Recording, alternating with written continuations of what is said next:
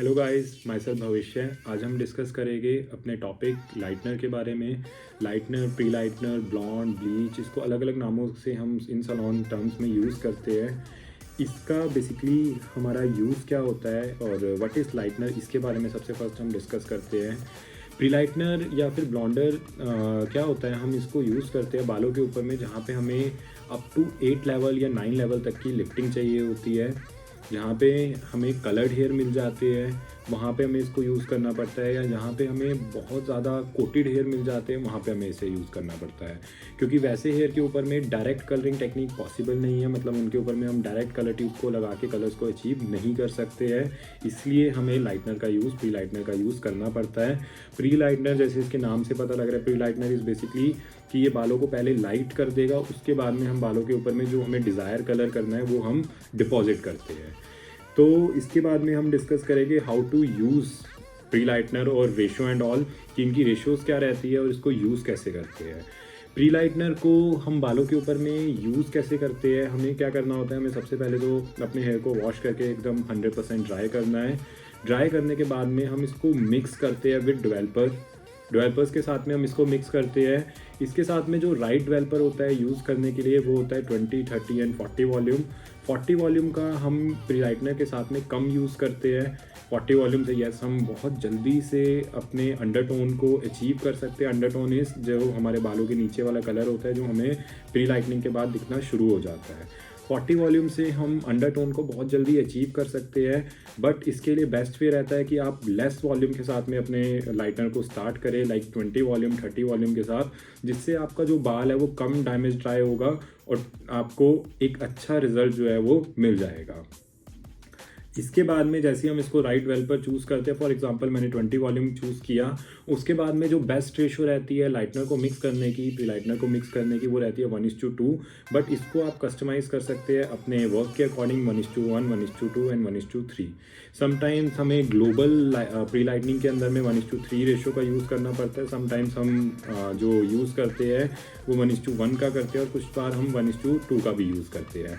तो मेरे अकॉर्डिंग, मेरे वर्क एक्सपीरियंस के अकॉर्डिंग मुझे जो बेस्ट रेशो लगती है वो होती है 1:2, जिससे हम लाइटनर के ऊपर में, लाइटनर के थ्रू अपने बालों के अंदर में कलर्स को जल्दी अचीव कर लेते हैं, अंडरटोन को जल्दी अचीव कर लेते हैं।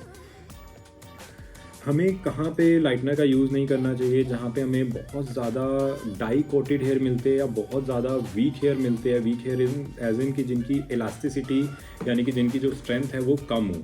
अगर किसी के बालों में स्ट्रेंथ जो है वो बहुत वीक है, बहुत वीक हेयर है, वहाँ पे अगर आप लाइटनर यूज़ करोगे विदाउट एनी फ्लैक्स ट्रीटमेंट और लाइक ओला फ्लैक्स, वेला फ्लैक्स, इनके बिना आप अगर लाइटनर को यूज़ करेंगे तो वहाँ पे आपका जो बाल है वो ज़्यादा ब्रेकेज की तरफ में चला जाएगा। बाल में आपकी ब्रेकेज हो सकती है और समटाइम्स हम जैसे वीडियोस देखते हैं कि हमारे हाथ में बाल आ जाते हैं कलर करते हुए, तो वो सब भी लाइटनर की वजह से ही होता है। तो हमें ऐसे हेयर पे अवॉइड करना है जहाँ पे स्ट्रेंथ बहुत ज़्यादा वीक है। अगर हमें वहाँ यूज़ भी करना है तो फ्लैक्स ट्रीटमेंट के साथ में, और ऐसे हेयर पे भी हमें अवॉइड करना है जहाँ पे बहुत ज़्यादा मेटेलिक डाइस का यूज़ किया हुआ है, क्योंकि वहाँ पे भी प्रॉपर इवन अंडरटोन मिलना थोड़ा सा मुश्किल हो जाता है।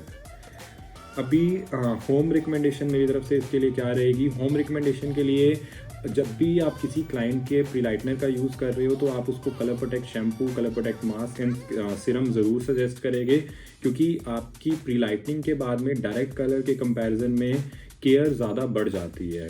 अगर आप डायरेक्ट कलरिंग करोगे और आप प्री लाइटनिंग को यूज़ करके कलरिंग कर रहे हो तो आप फील करोगे कि प्री लाइटनिंग के बाद में आपको आपका बाल जो है वो ज़्यादा ड्राई फील होगा नॉर्मल डायरेक्ट कलरिंग के कंपैरिजन में। तो जब भी आप किसी भी क्लाइंट के अगर लाइटनर का यूज़ करके कलर कर रहे हो, प्री लाइटनर का यूज़ करके कलर कर रहे हो, तो वहाँ पे क्लाइंट को आप colour protect shampoo and mask ज़रूर सजेस्ट करेंगे और कुछ टाइम के गैप के अंदर में हेयर स्पा भी सजेस्ट करेंगे, जिससे उसका जो बाल है वो थोड़ा सा, उसके बालों के अंदर में मॉइस्चर आना स्टार्ट हो जाए, मॉइस्चर बनना स्टार्ट हो जाए, जिससे उसका बाल थोड़ा सा हेल्दी रहे।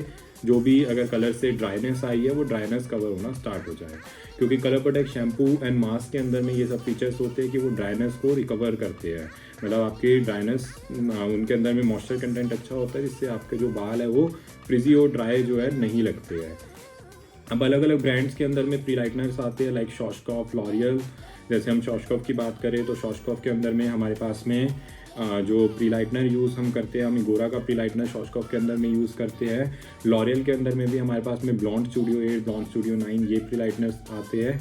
तो इनको हम यूज़ कर सकते हैं फॉर हेयर कलरिंग जब भी हमें कलर करना है। और मेरे अकॉर्डिंग विदाउट लाइटनर जो है वो कलरिंग एकदम पॉसिबल नहीं है, क्योंकि most of the time salons पे हमारे पास में ऐसे ही क्लाइंट आते हैं जिनके बालों में ऑलरेडी कलर हो रखा होता है। तो हमें लाइटनर की, प्री लाइटनर की अच्छी नॉलेज होना और उसको राइट यूज़ कैसे करते ये आना बहुत ज़रूरी है।